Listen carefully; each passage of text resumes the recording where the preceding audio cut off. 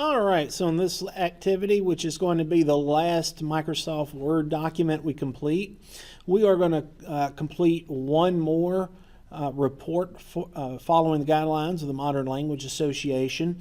And all of the criteria that you have followed previously for the other activities must also be followed for this activity.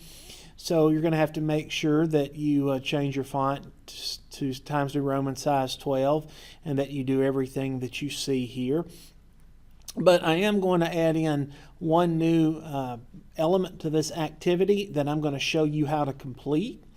So if you will, on your Canvas assignment, if you'll click here, and then this will take you to the folder.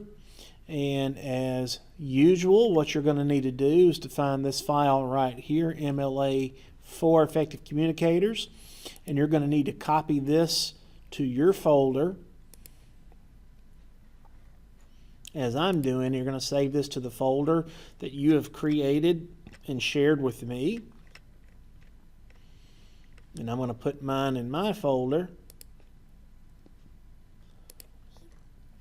And then I've got to go to that folder because you can edit what's in your OneDrive. Remember, right now you're looking in my OneDrive. You cannot edit what is in my OneDrive. Now, obviously, I can edit what's in my OneDrive, but you can't. That's why you have to copy it to your folder, and that is why I showed that to you. So let me find this folder. It's right here. This is the folder I'm using. And then here's this file. Now, when you open up this file, you're going to see that I have changed the things that you're going to need to change, the margins and all that kind of good things, the font and the size and whatnot. And I'm actually going to jump straight to the part that I want to show you, which is how to insert a footnote. Now, a footnote is basically, it's when you need to provide some information into a report that it's not necessarily directly related to the report topic, but it is something that is needed to understand something that's in the report. So for example, this report is an activity on effective communicators, people who are known for their speaking ability. And here they talk about Patrick Henry and one of his famous speeches, Nathan Hale, one of his famous speeches, and then Abraham Lincoln and Winston Churchill. But here in this particular example, we're going to insert a footnote in this section about Abraham Lincoln.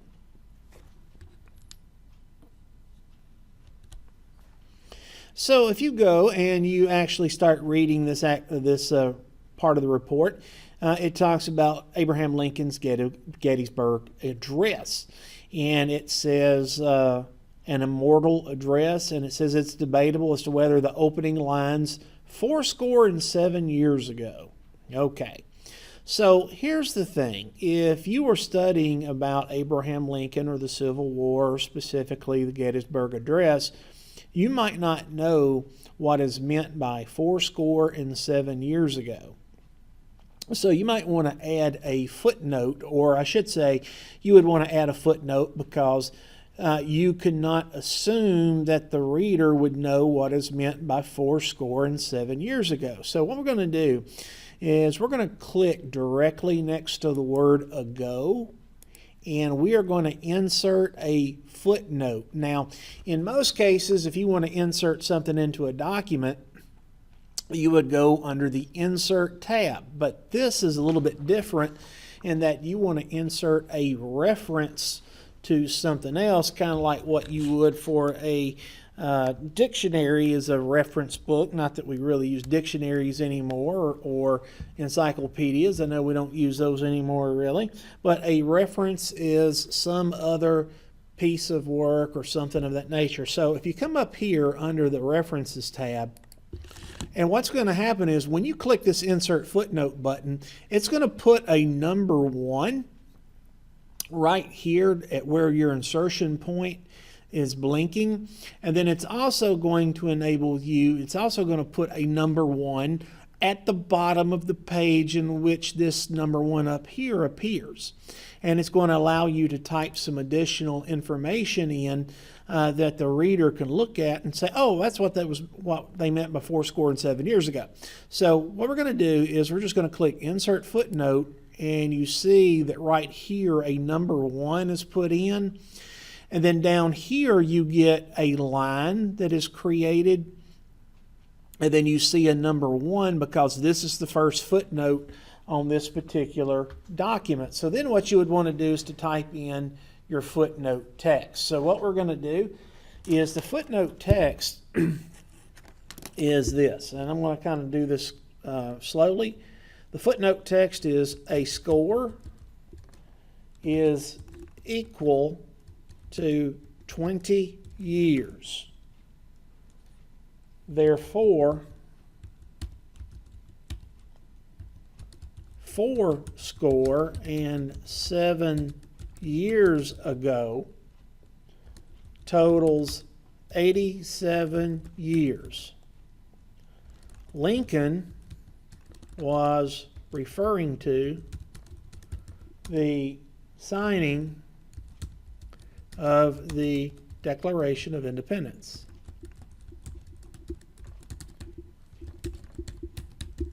Followed by a period. Now, the online version of this is a little bit different.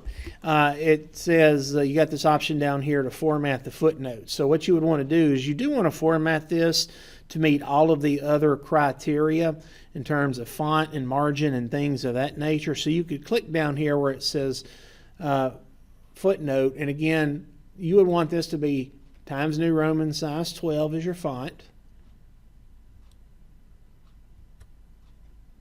And you would want to apply it. And your indentation, you would want it indented like this, where it has a first line indent of 1/2 inch. So then you could click apply, and you see how this changed. Now, by the way, if you're looking, obviously you're looking at the online version of this. This white version down here that you see, or this white box, it's because this is at the bottom of the page that you're currently working on. If you were to click outside of this and scroll down to the bottom of the page where this number 1 is at right here, because this is where we insert that footnote.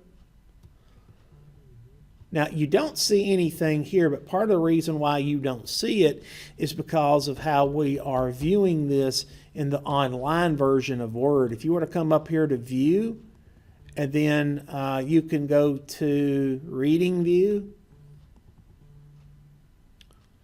and then it's going to open this up and it's going to show you more of what it's going to look like. Now, as of right now, I've not done any of the other formatting to this, but if you scroll down to the bottom of this, again, here's the footnote that we just inserted right here. If you continue to scroll down, you should see that footnote at the bottom of this page, which you do right here. Okay? So, again, in Microsoft Word, even in the online version and the desktop version, depending upon what view you're in and what version of these that you're using, you may or may not see the footnote text, just like you may or may not see anything that you have put in a header or a footer. But this is how you insert a footnote in MLA guidelines. And by the way, I will say this. MLA guidelines are a little bit unclear as to whether or not you should single space or double space your footnotes. And generally, they just say follow the guidance of your instructor. I personally don't have a preference, much of a preference. My preference would be if your body text is double space. I don't know why you wouldn't make the footnote text double space as well.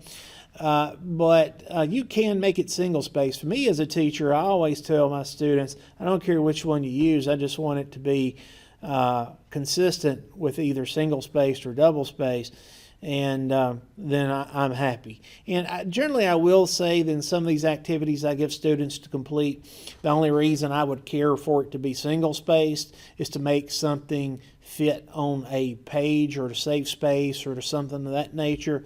But otherwise, I really don't care. I just want you to be consistent. So that's the only thing I'm going to show you for this activity. Everything else you need to go and complete based upon what you have previously learned. And that will be the last Microsoft Word activity for this course.